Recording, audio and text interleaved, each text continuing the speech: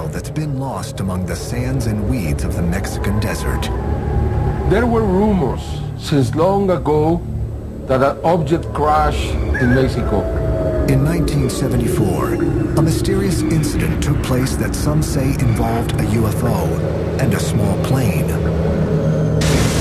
on a collision course, followed by a race between two governments to recover the debris. The Mexican recovery team finds a sort of a silver-shaped classic disc. The Mexican military recovered an object and had it on a truck, and something killed all the men. The U.S. government responded very quickly and very organized. They've done this before. But what happened in the Mexican desert is just the beginning of that country's UFO history. The eclipse from July 11, 1991, it practically branded the modern era of UFOs in Mexico. Over the last several decades, it has become a hotbed for UFO encounters. When they picked up the object on radar, the first thing they did was start looking at it.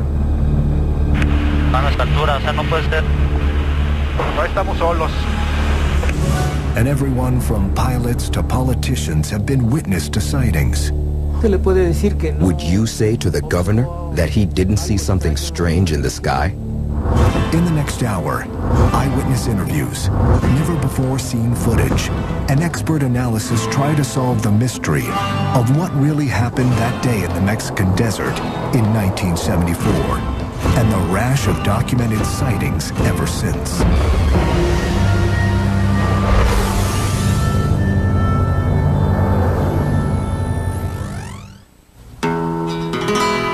Coyame, Mexico.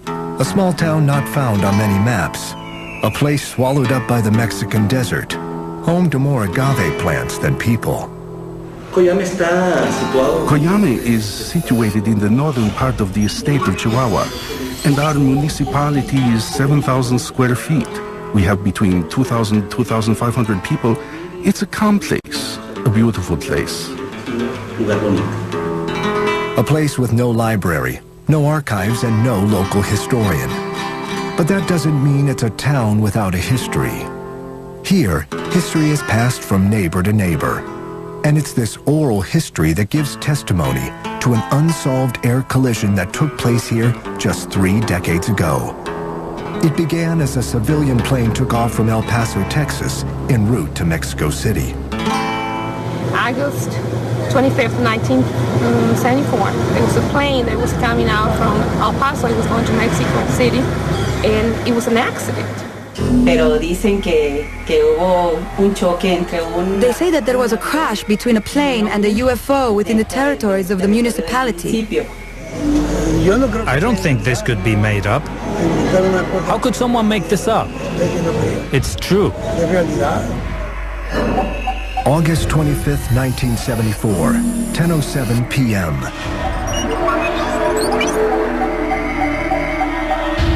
It's a quiet summer's night in Coyame. The town's inhabitants are beginning to turn in. 500 miles away, United States air defense systems suddenly register an unknown flying object over the Gulf of Mexico. Streaking across the sky at over 2,500 miles per hour, at an altitude of 75,000 feet, only one thing is for certain. This is not something man-made. Initial indications are that it's probably nothing more than a meteor. But 60 seconds later, it becomes clear that this is no meteor. This object was traveling and descending through steps, unlike that of a meteor, again, with more of an arc. The object appears headed on a course towards Corpus Christi, Texas. American air defense systems are alerted. 10:09 p.m. The unidentified flying object now suddenly veers left and enters Mexican airspace just 40 miles south of Brownsville, Texas. The U.S. continues tracking the puzzling spacecraft as it now races over Mexico. Yet what isn't seen on radar is a small craft headed on a trajectory towards the UFO.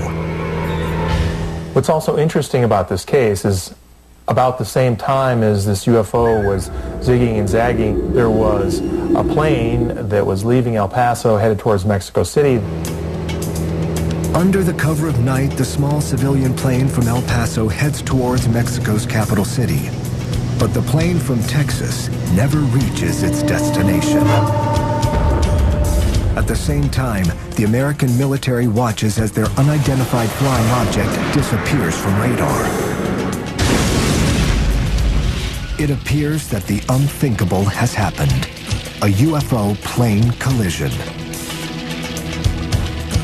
There's an assumption that there was a collision of some type where both the craft and the plane had collided. August 26, 1974, 8 a.m. 9 hours after a civilian plane disappeared over the desert, a Mexican recovery team hunts for the downed craft. Across the border, American intelligence is listening in. At 10:35 a.m., the Americans intercept the Mexican military radio report. The wreckage of the missing plane has been spotted just outside Coyame. Moments later, another report shockingly announces the sighting of a second wreck, but this is no plane. The Mexican recovery team finds a sort of a silver-shaped classic disc, some 16 feet 5 inches, about 5 feet thick, convex on both sides, sort of like a saucer. The saucer's surface has the appearance of polished steel. It has no markings, no lights, and there are no bodies inside. However, it does appear to be damaged in 2 spots, possibly caused by a collision with the civilian plane and then falling to the ground. Immediately, Mexican officials declare a radio silence on all search activities. Meanwhile, U.S. officials reach out to the Mexican government, offering assistance in the recovery. Their offer is met with a denial. The Mexican government denied it. They said, no, all we have is just a plane wreckage. While the Mexican team collects the crash debris, the United States is busy assembling their own elite recovery force at Fort Bliss, Texas. The team includes 4 helicopters, 3 small Hueys, and a large Sea Stallion. Prepped and ready to move out, the team is placed on standby while U.S. surveillance scopes out the situation. The U.S. was keeping tabs again through its what I call the spy surveillance network, through their satellite surveillance as well as airplanes that were flying over at low altitude. American surveillance reveals that the Mexicans have placed the UFO on a flatbed truck and moved out from the crash site. They were able to see there were a number of dead bodies, so which led them to believe that something very extraordinary had happened. August 27th, 2:38 p.m. Unsure of what's happened, U.S. officials greenlight their rescue team. 4 helicopters with team members aboard depart Fort Bliss. One of the things that seems obvious in this case is that the government, the U.S. government, responded very expertly, very quickly, and very organized. They had this team that assembled in Fort Bliss, and in no time were down there on site recovering this. They've done this before.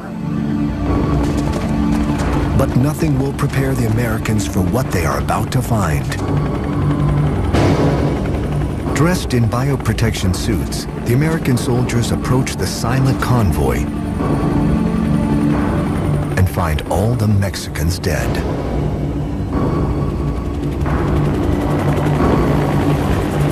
There is no time to investigate what killed the Mexican team, but ufologists have their theories. They somehow came in contact with a lethal agent, a bacteriological agent that was from out of this world, or an extraterrestrial biological agent of some sort that killed them, which is my favorite theory.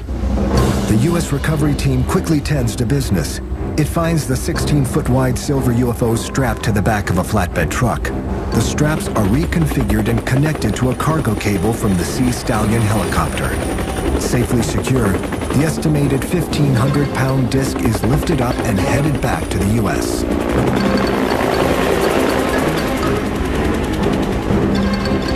With the saucer gone, the team immediately turns their attention to the remaining evidence. The plane wreckage, vehicles from the convoy, and the Mexican team bodies are gathered.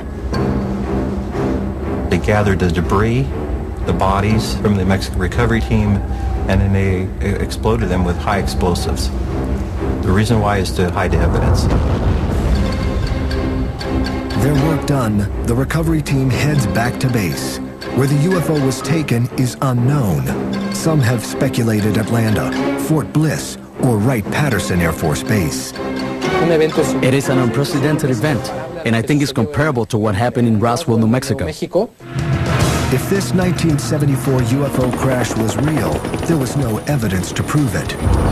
Only the passing down of the story from generation to generation kept the tale alive, but few took it seriously. That changed in 1991. That year, not one, not two, but dozens of UFO sightings are reported over Mexico. What gives the 1991 sightings credibility is that strangers reported seeing the same thing, at the same time, on the same day, and yet, they were hundreds of miles apart from each other.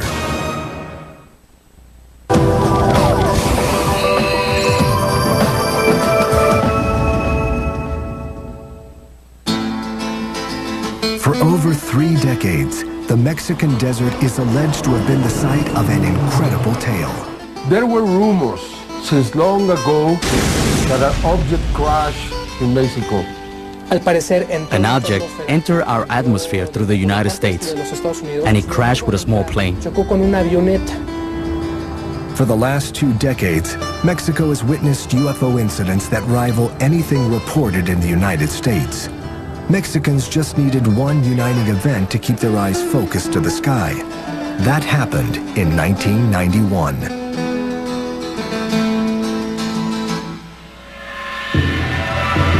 In July of that year, one of the longest solar eclipses in history is set to happen.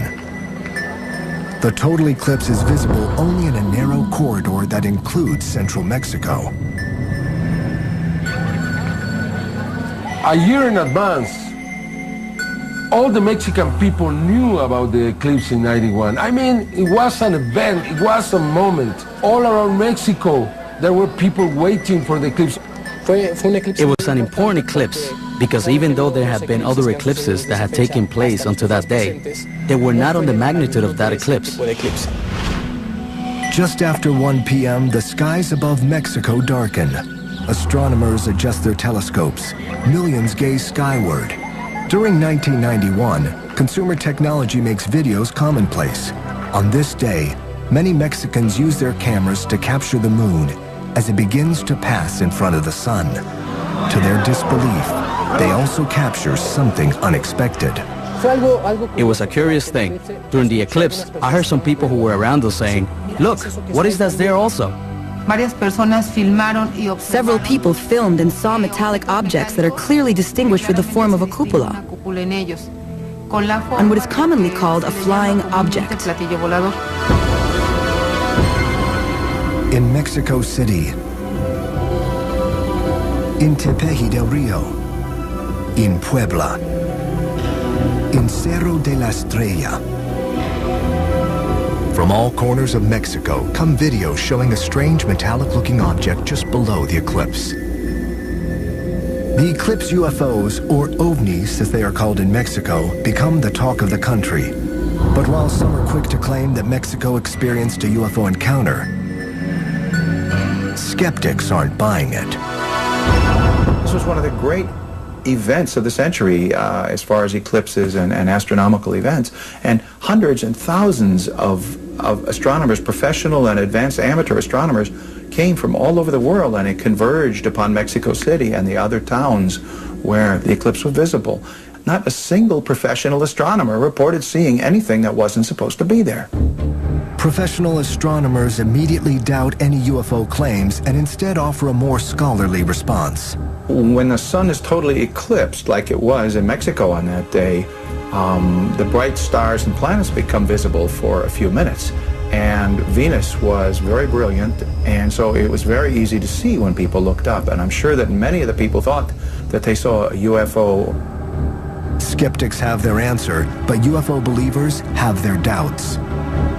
Because of that, because so many people recorded in different cities these objects, some suggested that had to be the star Venus. But Venus was in a different position than the UFOs were in the tapes. It was something strange that happened during the eclipse. It's afterwards, when you start analyzing and looking at the videos, that you can start to see in some of them that there are movements that maybe wouldn't correspond to a planet. When you start analyzing more calmly after the fact, that's when you start to wonder if it could have been a UFO. The 1991 sightings ignite a UFO explosion in Mexico. The effect of the UFOs from the 1991 eclipse was like a snowball. And this allowed people with an interest in UFOs to record sightings more frequently. While Mexico's UFO explosion comes as a surprise to most, some ufologists believe it was actually predicted over 1,000 years ago. The Maya were one of the great civilizations in history. For over 600 years, they built cities, constructed reservoirs and temple pyramids, and developed an incredible understanding of astronomy. It is incredible the knowledge that the Maya had about the sky and the planets. They had a great capacity of observation, they knew the celestial movement, and were able to determine every single important event that was going to be registered in the sky. The Maya recorded their information on foldable books called codices. Most of these texts were burned by Spanish priests during the 1500s. Today, just 4 Mayan codices remain. Among them is the Dresden Codex, a document that offers an enigmatic glimpse into the Mayans' astral wisdom. It's pure astronomical, the moon, the sun, the systems, everything is there. Anybody who has studied and analyzed that consider this document a real treasure from the past. Among the information contained in this codex is an eclipse prediction cycle. The eclipse of 1991 appears in the Dresden Codex. But did the Dresden Codex predict something more? In it, they talk about the meeting with the Brothers of the Stars, which in our language we call extraterrestrials. When I read this, after receiving all these videos, that struck me, that really affected me, because it's like if the Mayans knew long in advance that these sightings were going to take place that day. How can you explain that? Is that a coincidence, or they knew? I think they knew. Over a century later, most Mexicans knew something out of the ordinary was happening. Their UFO wave had turned into a tsunami.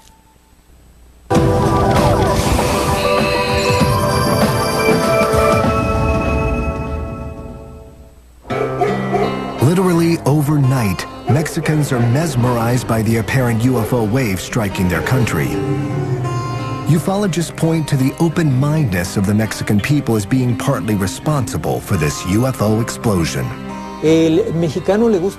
Mexicans have been fascinated by legends, stories, elves, fairies. That psychology and sociology allows Mexicans to keep an open mind when it comes to extraordinary occurrences. When you open yourself up to other possibilities, it is much easier to accept the UFO phenomenon.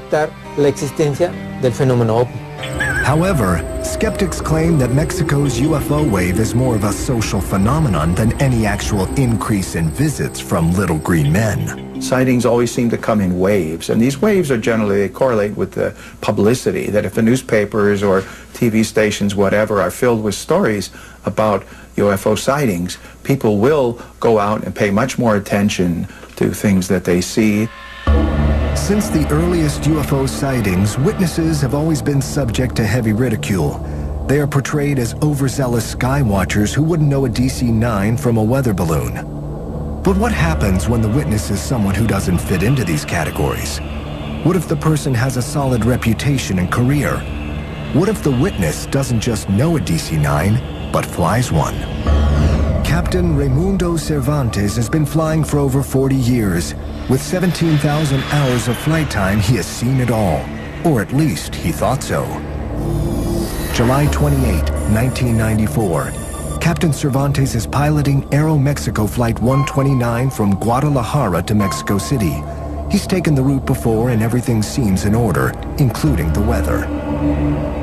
Totalmente claras. Totally clear. Like we, the aviators, say. We could see the next day. Totally clear. As the flight nears Mexico City International Airport, Cervantes puts the DC-9 on course for landing. 5,000 feet in the air, he receives the all clear from the control tower and prepares to lower the landing gear. I ordered to lower the front wheel. At that moment, we felt an impact on the plane. Very strong. Muy fuerte. The plane is rocked.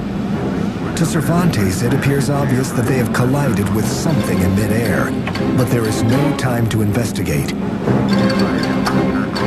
The pilot has already begun his descent of the DC-9.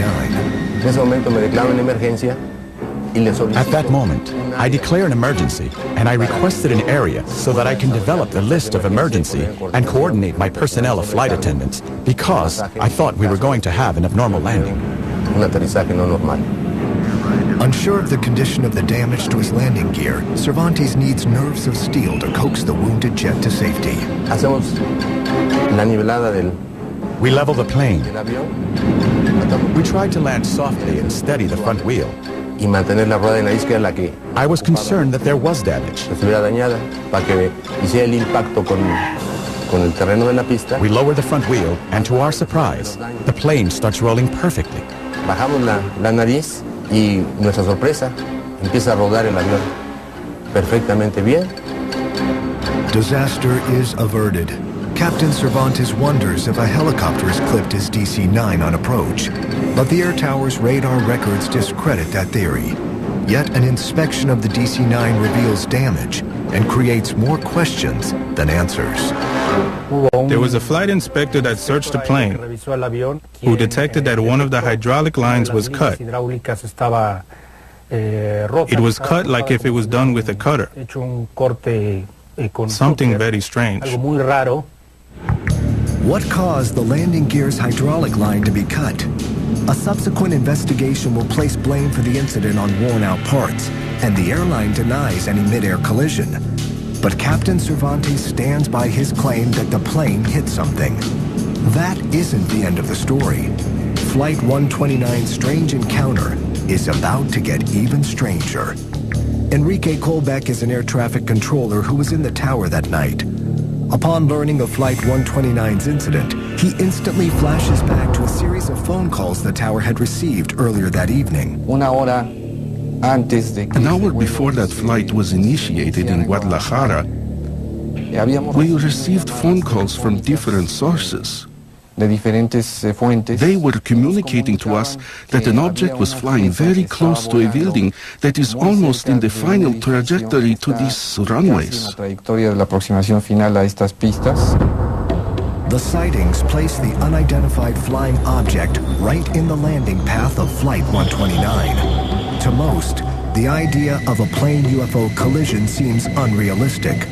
But a few days later, another incident at the same airport raises suspicions that something out of the ordinary is going on. August 8, 1994. Co-pilot Carlos Corzo is helping Aeromexico Flight 304 from Acapulco begin its descent into Mexico City International Airport. The morning skies are partly cloudy as co-pilot Corzo looks out the cockpit window. The pilot's eyes are glued to the instruments. He was flying by instruments, so all his view was on the instruments, like was taking care of the surroundings and seeing outside, and even take the communications and helping him with the approach. As the plane breaks through a cloud, a shocked Corso finds something unexpected. I was leaving 12,000 feet and came out of the cloud, and I see this big object in front of us, and I really get scared. I thought we was going to have a collision, and I tell my captain in a surprise expression that, oh my God, we're gonna crash. The mysterious craft streaks by the front of Flight 304, barely missing the plane's nose. It was a huge object, maybe 15 or 20 meters radio, something like platinum or some kind of very neat metal. Corso quickly regains his composure and helps land the plane without further incident. Afterward, he speaks to an air traffic controller who reveals that Corso's plane was in fact the 5th plane that week to report seeing an unidentified object. I can tell you about approximately 99% of pilots that I have talked to believe that we are not alone here. And the evidence that we have had confirms it. We take it very seriously because it could affect our airspace. Definitely, there is a potential danger because we do not know what produces the phenomenon and what it is made of and why it is manifested. Nearly a decade later, another incident in the Mexican skies would send shockwaves worldwide. Yet, unlike previous encounters, this one would have everyone believing, including the Mexican government.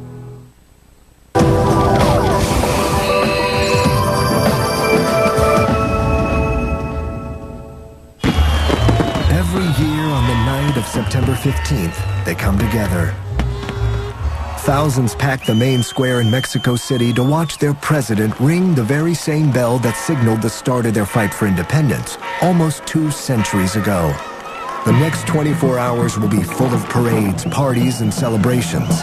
But in the early 1990s, a new Mexican Independence Day tradition is born. El 16 de septiembre en México es la fiesta de independencia. September 16 is Mexican independence, and we have a military parade on the streets of Mexico. Durante varios años, for several years, we used to have an air show. The whole Mexican Air Force used to go out and fly over Mexico City. La Ciudad de México. Mucha gente pues grababa los. A lot of people would film these events when the planes would pass over the houses. De las casas haciendo algunas maniobras. There are many videos where certain objects are seen, flying over and passing closely. Sobrevolando y pasando incluso muy cerca.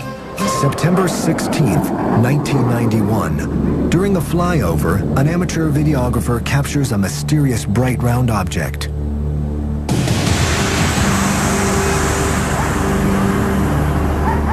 September 16th, 1992.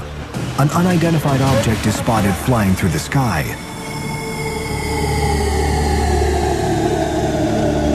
September 16th, 1993. As a squadron of helicopters conducts maneuvers, a metallic-looking object appears to weave through their formation. 3 years, 3 sightings. Yet the Mexican military offers no comment on the encounters. With respect to the sightings of these objects during military parades, the government never voiced an opinion for or against. The government here has always remained aloof. This comes as no surprise to the UFO community, who for decades has claimed that governments are actively suppressing UFO encounters. Blacked out reports, secret projects, and constant denials have all fed the notion of a massive cover-up. March 5th, 2004. Mexico's 501 Air Squadron is on a routine search for drug smuggling aircraft. But the military pilots witness something far from routine.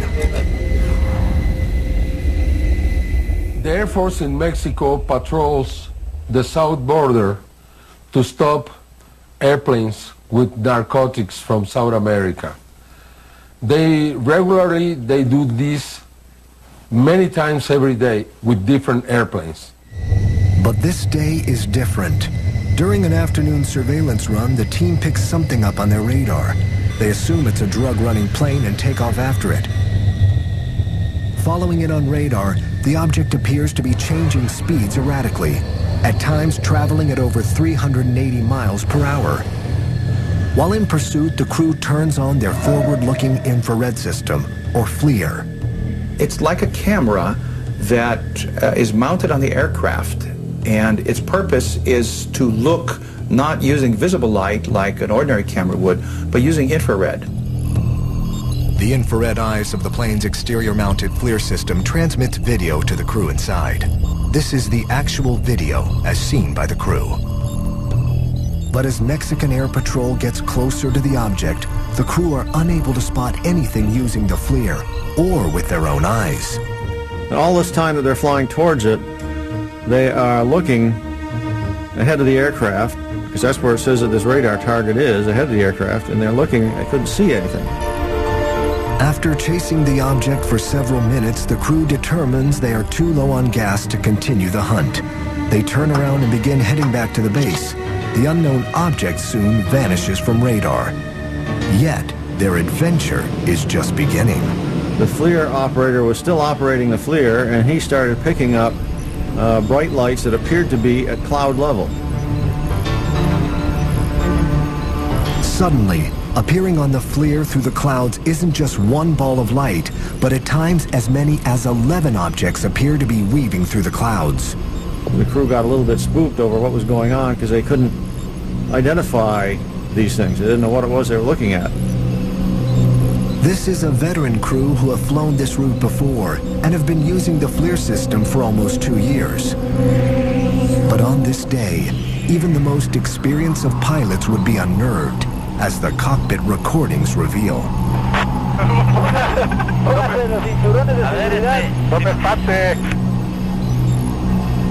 It appears to the crew the objects aren't just traveling alongside their plane, but surrounding it.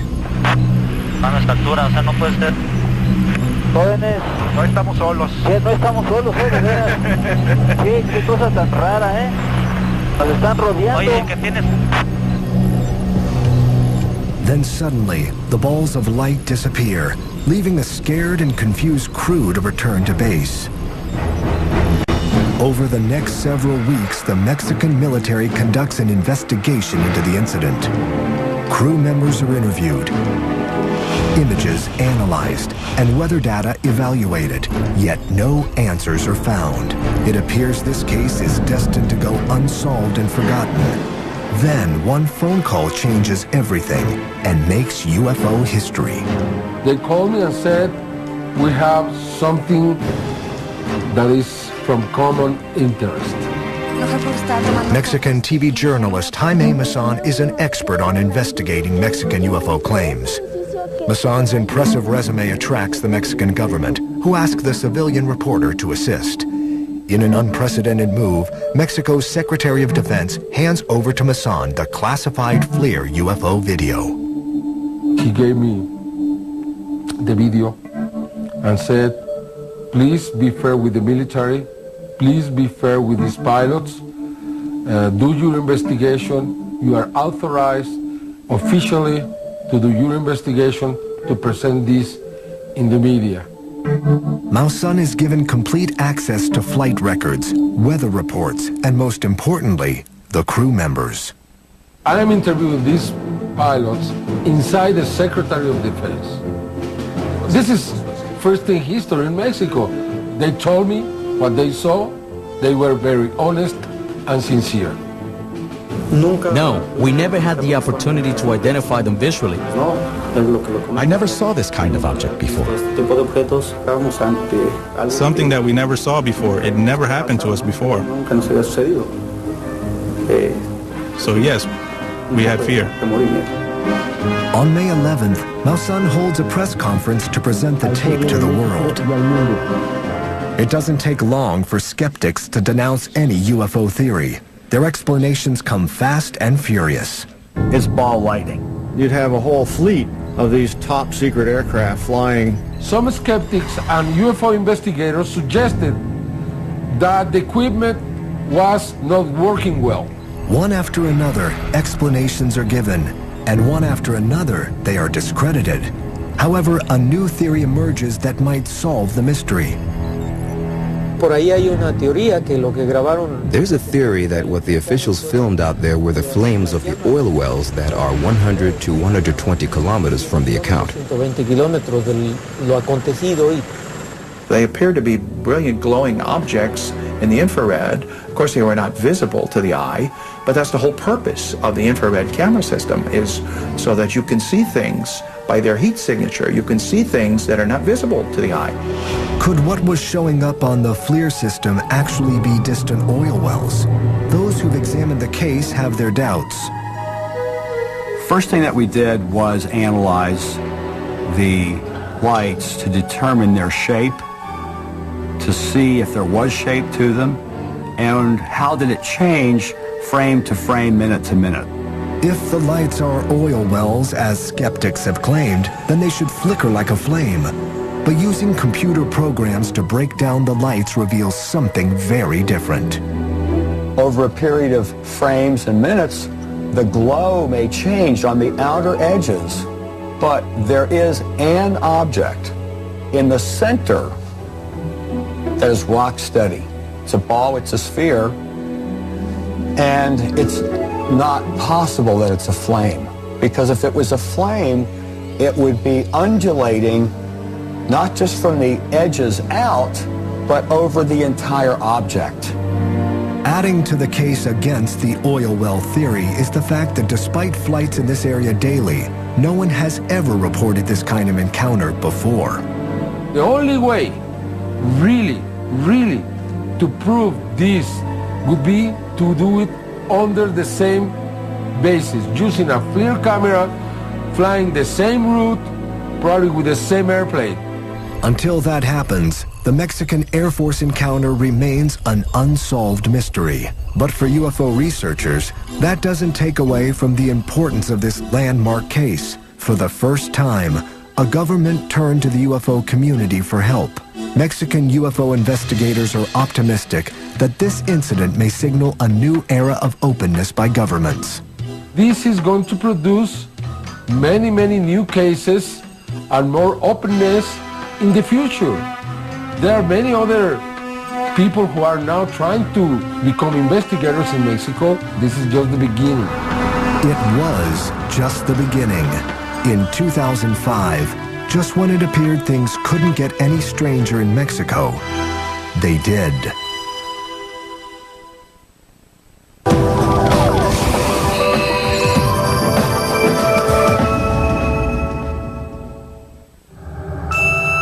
Since 1991, Mexican witnesses have videotaped hundreds of hours of footage containing alleged unidentified flying objects.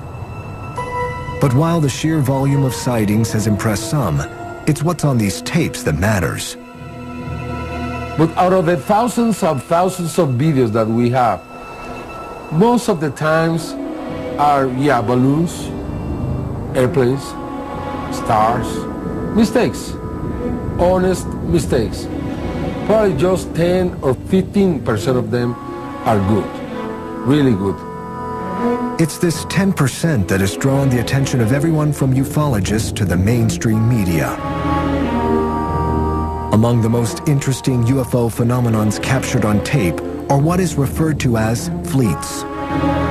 A group of more than 3 objects we call fleets. They travel horizontally or vertically with very strange forms as boomerangs, spheres, discs. June 10th, 2004, Guadalajara, Mexico. An amateur photographer captures unknown objects in the sky. June 21st, 2004, 300 miles away in Cuernavaca, Mexico, another fleet is caught on tape. March 30th, 2005, almost 600 miles north in Torreon, yet more unexplainable objects dot the Mexican sky.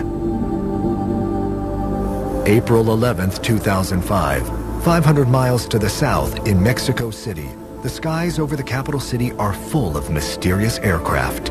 I believe it's a way that someone is using to communicate with us. I believe They are trying to say something similar to what happened in England with the crop formations. Skeptics are quick to dismiss fleets as nothing more than weather balloons or birds. But seeing is believing. And in June 2005, a fleet sighting had people believing. One of the more recent accounts of UFO sightings here in Mexico happened here in Jalapa, Veracruz. And it is very interesting because the witnesses were of a very high caliber. June 24th, 2005, 10:30 a.m. A public ceremony is being held to celebrate the delivery of new patrol cars to the local police department. On hand are such dignitaries as Governor Fidel Herrera Beltran, high-ranking police department officials, and the local media. Moments after Governor Beltran finishes his speech, cries of UFO, UFO echo through the crowd. Instantly, all eyes are on the mysterious objects hovering above.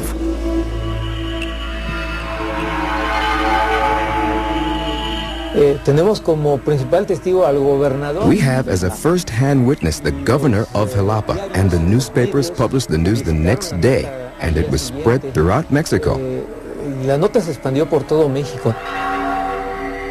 Days later, a local newspaper reports that the alleged UFOs were actually balloons released by local school children. But this explanation only raises more questions for UFO believers. If they were balloons, why did they appear frozen in formation for over half an hour? As the witness says, it was more than 14 sphere objects that were shining in the sky, formed a triangle formation and remained there for 30 minutes. I just find it hard to believe that balloons could stay in the same place and in the same formation for half an hour. I think this is an extraordinary observation because it's a governor and all of his advisors and police personnel who observed this case. Would you say to the governor that he didn't see something strange in the sky? It's those strange things in the sky that have brought together these UFO experts and enthusiasts. From all parts of Mexico, they have come to discuss the UFO wave that their country has undergone. For these men and women, the encounters that have taken place deserve attention and answers. Among the incidents they examined is the alleged 1974 UFO plane collision near Coyame, Mexico. The word is getting around somehow that something happened and that the U.S. was interested in this crash. The information that Gilberto has is very little, but the data that makes this case lends itself to the possibility that this may have been real. 3 decades later, Coyame still has more questions than answers. But are there clues out there that could break the case wide open? Any motivated investigative journalism student of today, or professional, could have a field day. Go to the town, track down all the people in the town that used to be there and live there by address and find them and interview them. It requires more rigorous study. It requires more of a collaborative effort, hopefully among the UFO research communities between the United States and Mexico. So it's a case that's going to need more further investigation. And like any seminal event in history, there is a last-second plot twist. I was recently in Chihuahua and I asked about this case, and there is a rumor that there are photographs around this case that I haven't seen. I was promised that I was going to receive these photographs, but people there are still afraid. It seems that they have kept these photographs for a long, long time. Fittingly, once again, the Coyame story is shrouded in mystery. Did a UFO crash in the Mexican desert in August of 1974? Did a Mexican recovery team fall prey to an unknown biological poison? The truth may never be known, but what we do know is that over the last 15 years, Mexico has experienced something out of the ordinary. For UFO believers, this appears to be a golden age of alien encounters. Only one thing is certain. Mexico, a land steeped in history, is now steeped in mystery. light is now in the darkness beyond that. Okay, well, let's see what's friendly anyway, okay? Two of them, and they stayed the same. Oh my God, I know that's a plane. Oh, Jesus, please be a plane. What the hell was that? Midway across the first thing that leads to circular.